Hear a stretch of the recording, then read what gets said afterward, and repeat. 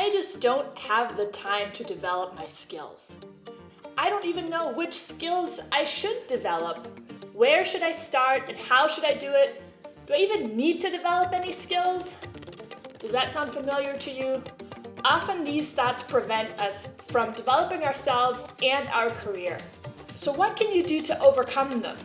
In this video, I'll share strategies to the 3 most common obstacles about growing your career. Lack of having a goal, lack of time, and lack of a plan to reach that goal. We often fall into the trap of thinking, I already do something pretty well. I already communicate well. I already lead my projects well. I don't need to develop these skills more.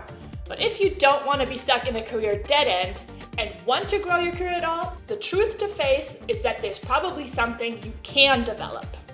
The first question to ask yourself is what to develop.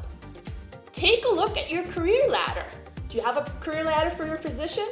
What's expected of you at the next level up and the level after that? Maybe there's something you could draw from that can help you find an area to improve. Some topics you could cover are project management skills, communication skills, collaboration skills. Resilience is often neglected but very important for growing your career. Productivity skills, delegation skills, and the list doesn't end there. But those should be some topics you could look up if you're interested in learning more about those. You can ask your manager for feedback around your project or around something else that you're working on. I'm sure there's something that you'll learn if you just ask your manager. And then look around. Is there someone you admire at work and that you could learn something from?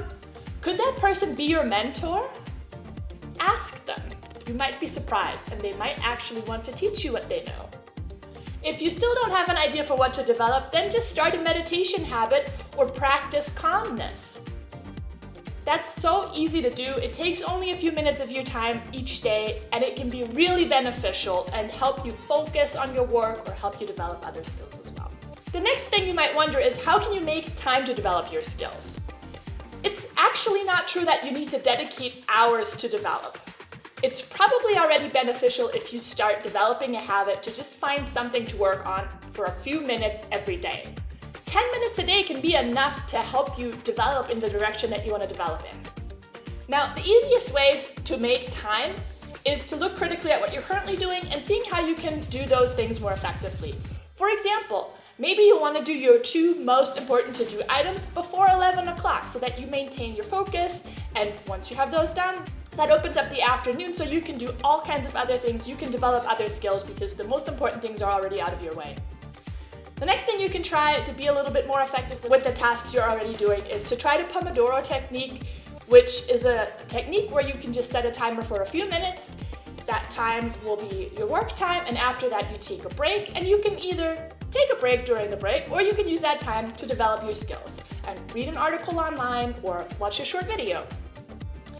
And the third secret to making time is to assign a shorter window of time that you actually think you need.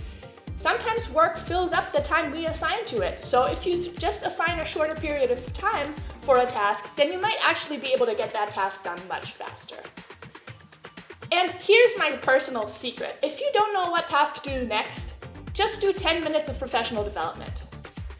And if you're really smart, you can even use your commute time to work, to read an article about professional development, or watch one of our short development videos online. It can even be 10 minutes between 2 meetings. I'm sure if you look for it, you'll find the time.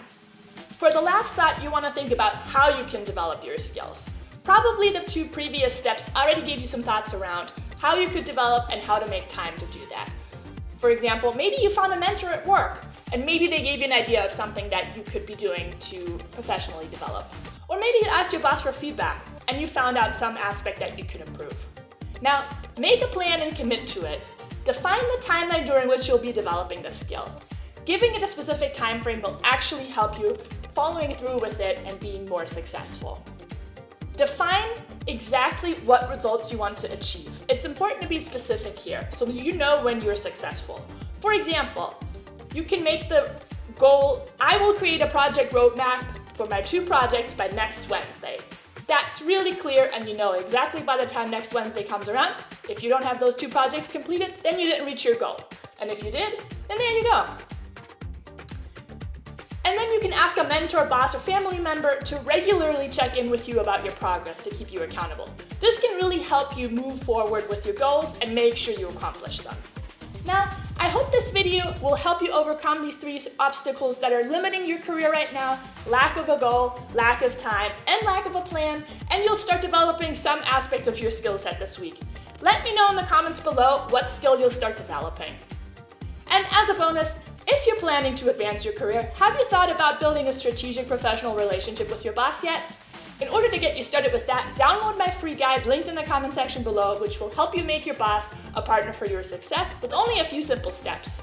They're so easy, I promise you can apply them this week. So check the description for the link, and good luck!